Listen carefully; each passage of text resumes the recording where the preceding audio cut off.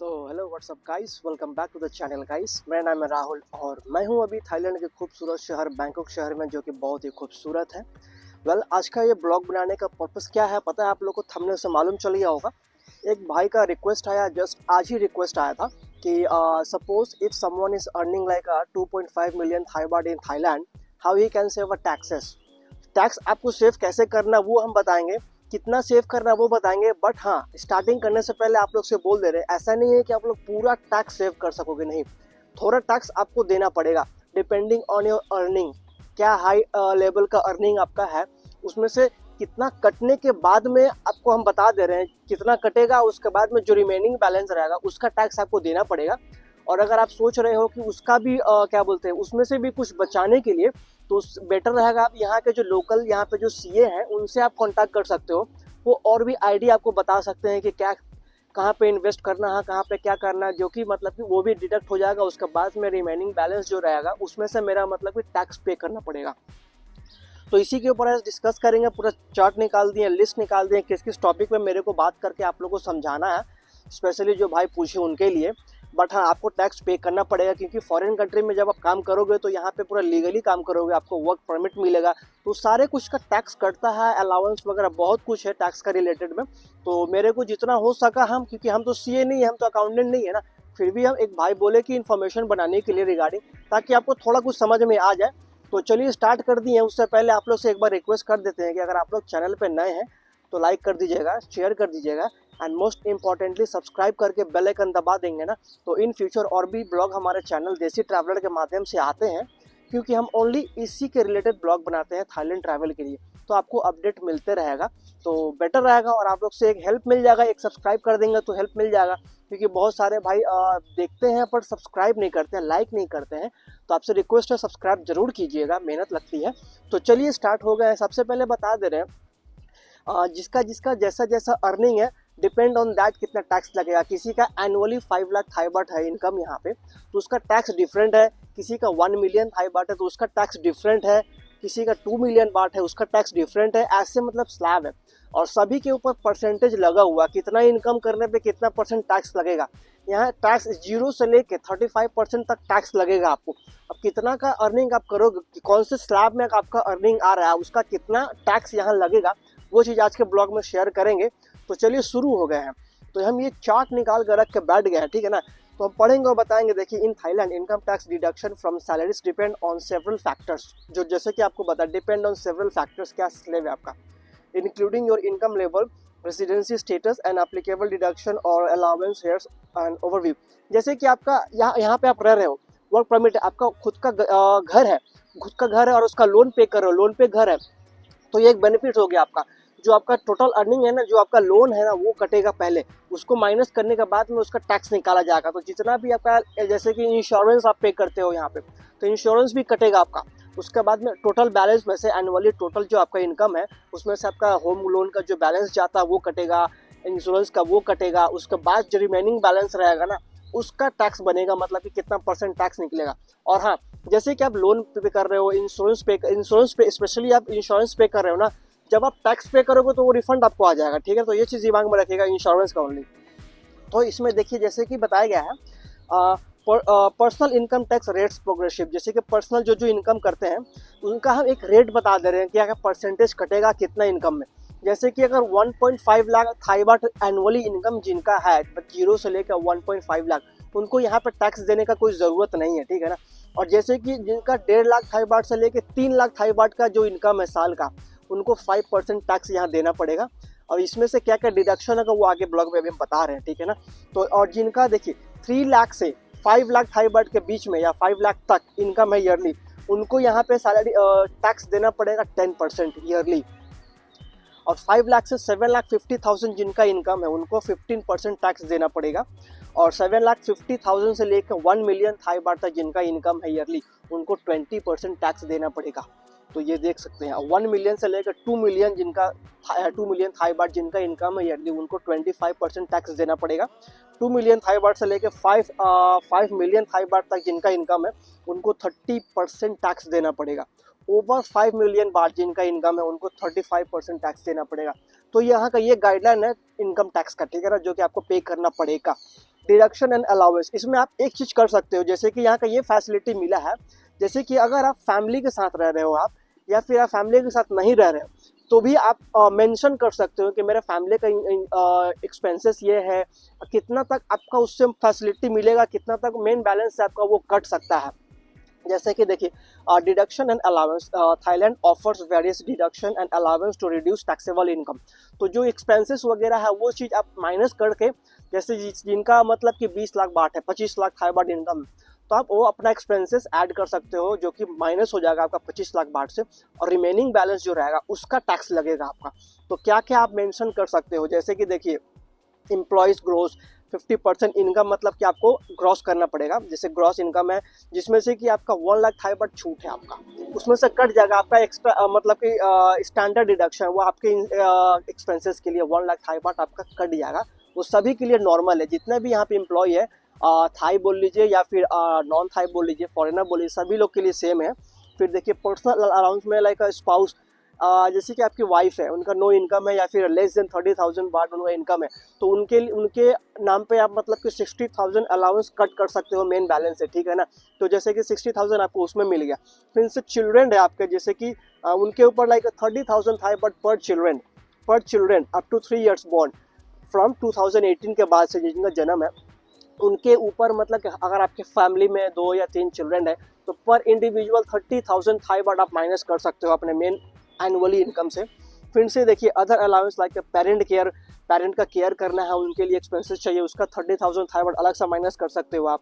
फिर से आपको सोशल सिक्योरिटी कंट्रीब्यूशन है, annually actual amount paid kept at 9,000 बाट, वो सोशल सिक्योरिटी का आप माइनस कर सकते हो। फिर से लाइफ इंश्योरेंस अगर आप पे करते हो तो उसका भी आप माइनस कर सकते हो अप टू 1 लाख, जितना भी आपका वो है अमाउंट है। Provident fund contribution up to 5 lakh Thai baht, mortgage interest up to 1 lakh Thai baht, तो ये सब माइनस कर सकते हो आप अपने टोटल इनकम में से। Withholding tax, employer deduct withholding tax from salary is monthly based on the estimate annual tax. This is adjusted a year end while filling tax return, ठीक है ना। तो जैसे कि हम एक आइडिया बता रहे हैं, जिनका लाइक 50,000 थाई बाट इनकम है ईयरली, सॉरी मंथली, मतलब 6 लाख थाई बाट उनका ईयरली इनकम हो गया, उनका क्या टैक्स कटेगा पर मंथ, ठीक है ना। तो जैसे कि मंथली हो गया 50,000, annually 6 lakh, apply standard deduction 50, तो 1 लाख बाट उनका स्टैंडर्ड वाला कट जाएगा 6 लाख में से, तो बचा 5 लाख। और 5 लाख में से देखिए पर्सनल अलाउंस 60,000 हो गया आपका, तो इसमें से 4,40,000 बचा मेरे को, ठीक है ना। तो 4,40,000 में से मेरे को कितना पे करना पड़ेगा मंथली विथ होल्डिंग टैक्स, 4,50,000 में से, इसमें जैसे कि बता your company will likely deduct around 1,791 Thai baht per month withholding tax, however this can vary based on additional deduction. तो ये आप देख सकते हैं, जैसे कि आपका सब कट छट के आपका लास्ट में 4,40,000 का टैक्स कट हो गया, आप 10% दोगे, मतलब 14,000 थाई बाट एनुअली इसमें आपको टैक्स पे करना है। तो इसमें आप अनुमान लगा सकते हो 50,000 जिनका सैलरी है पर मंथ, 14,000 थाई बाट आपको, इस 14,000 थाई बाट इसमें से भी आप कुछ माइनस वगैरह कर सकते हो अपने सीए से बात करके, एक्स्ट्रा उसमें मतलब कि आपका इन्वेस्टमेंट कहीं दिखा देगा तो वो माइनस हो जाएगा, 14,000 से कहीं 10,000 ना हो जाए उसमें आपका, लेकिन टैक्स आपको पे करना पड़ेगा, बिना टैक्स का आप यहाँ पे अर्न नहीं कर सकते हो। तो ये रहा, जैसे कि इसमें हम बता दे रहे हैं, जैसे कि इट अप्लाई, जैसे कि आप बहुत जन पूछ रहे थे कि जैसे कि आपको बता दे, अगर फैमिली आपका थाईलैंड में है या फिर थाईलैंड में नहीं है, इंडिया में ही है, और आपको उनका एक्सपेंसेस वगैरह सारा शो करना है, वो भी आप कर सकते हो। यहाँ का जो गवर्नमेंट है वो छूट किया है, ठीक है ना। तो इसमें कोई टेंशन वाली बात नहीं है, लेकिन आपको टैक्स पे करना ही पड़ेगा। अगर आप सोच रहे हो टैक्स बचा ले रहे, नहीं, टैक्स आपको पे करना ही पड़ेगा यहाँ पे। तो जैसे कि देखिए इनकम टैक्स रेट यहाँ depend on the earning, 0 to 35% तक टैक्स आपको लगेगा यहाँ पे। फिर से आपका जैसे जो भाई पूछे मेरे को, उनका क्या बोलते हैं, उनका सवाल था जैसे कि 25 लाख उनका ईयरली इनकम है यहाँ पे, मतलब 2.5 मिलियन बाट, तो उनको क्या करना पड़ेगा यहाँ पे, उनका स्लैब वगैरह क्या लगेगा, उसका भी हम बना के रखे थे चार्ट यहाँ पे, तो वही अभी हम बताएंगे आपको, ताकि आपको क्लियरली यहाँ पे समझ में आ जाए, है ना। और भाई आपके लिए ये ब्लॉग बना रहे हैं, तो फटाफट अगर आप चैनल पे नए हैं तो प्लीज़ सब्सक्राइब करके बेल आइकन दबा दीजिएगा ना, तो बहुत एक हेल्प हो जाएगा आप उनका, और आपको अपडेट मिलते रहेगा। तो ये आप ही के लिए स्पेशली हम ब्लॉग बना रहे हैं। तो जो भाई का 25 लाख वेल एंड गुड है आपके लिए, आप इतना अच्छा अर्निंग यहाँ पे कर रहे हैं, 2.5 मिलियन बाट ईयरली का, अराउंड 2 लाख। देखिए देखिए, if your annually income is 2.5 million Thai baht, here's how you can save taxes legally in Thailand by maximizing deduction allowance and strategic planning. ठीक है, ये आपके लिए calculate taxable income, apply standard deduction, वो जो जैसे कि आपको बता 1 लाख थाई बाट वो माइनस हो जाएगा आपका। All tax payer are entitle to 60,000 Thai baht allowance, जितने भी टैक्स पेयर है उनको 60,000 अलाउंस मिलेगा, उसमें से कट होगा आपका 25 लाख में से। Other allowance if applicable, spouse allowance 60,000 Thai baht, आपको जो वाइफ के ऊपर जैसे कि बताएं उसमें भी आपको 60,000 मिलेगा। तो ये कट छट के पेरेंट्स अलाउंस, चाइल्ड अलाउंस 30,000 60,000 ऐसे करके, डिसेबल डिपेंडेंट अलाउंस, अगर कोई डिसेबल है तो उनका भी ऐड करवा सकते हो आप। 60,000 थाई बाट उनका मतलब कि डिडक्ट हो जाएगा। सोशल सिक्योरिटी 9,000 बाट हो गया आपका। So maximise tax deductible investment, retirement mutual fund से deduct up to 30% of your annual income, ये भी आप करवा सकते हो। रिटायरमेंट जब आप रिटायर्ड होगो तो वो आपको मिलेगा वो बैलेंस, ठीक है ना। तो saving super funds SSB 30% of annual income के up to 2 lakh Thai baht, मतलब 2 लाख बाट आपका एनुअल इनकम में से कट होगा वो रखने के लिए, सेविंग के लिए। फिर से लाइफ इंश्योरेंस प्रीमियम का आपका deduct up to 1 lakh Thai baht, ये भी कट हो सकता है, कट होगा आपका। जिस पूरा कट होने के बाद में जितना आपका रिमेनिंग बैलेंस बच रहा है उसका टैक्स पे करना है आपको 25 लाख थाई बाट में से, ठीक है ना। Health insurance for parents deduct up to 15,000 Thai baht for parents health insurance premium, तो 15,000 थाई बाट पेरेंट्स का भी माइनस कर सकते हो अगर आपका है तो। Provident fund contribution 5 lakh Thai baht combined with RMF and SSF. तो इसमें देखिए deduct 1 lakh Thai baht for mortgage interest payment, जैसे कि आपको बता दें घर वगैरह अगर आपका यहाँ लिए हो तो, और अगर आप नहीं लिए हो तो आपको आपके ऊपर वो लागू नहीं होगा। फिर से आपका एग्जांपल जैसे बता रहे हैं, income of 25 lakh Thai baht, तो उसमें आपका कितना सेविंग होगा।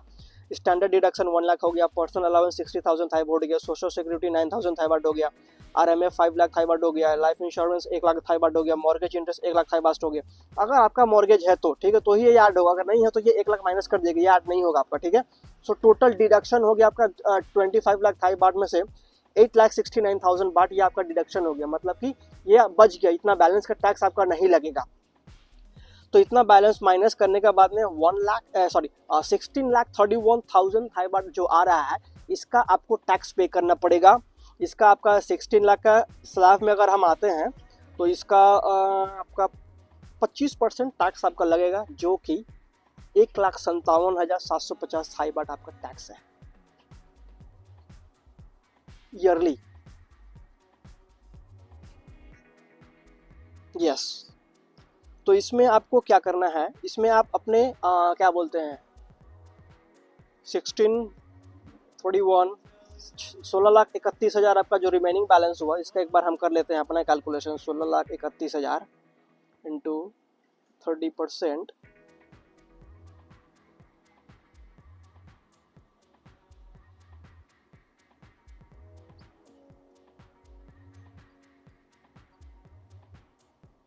वही अराउंड आपका ये वही हो गया जो जिस इसमें लिखा गया है 1,57,750 जो हो गया। 25% टैक्स आपका इसको देना ही पड़ेगा इसका।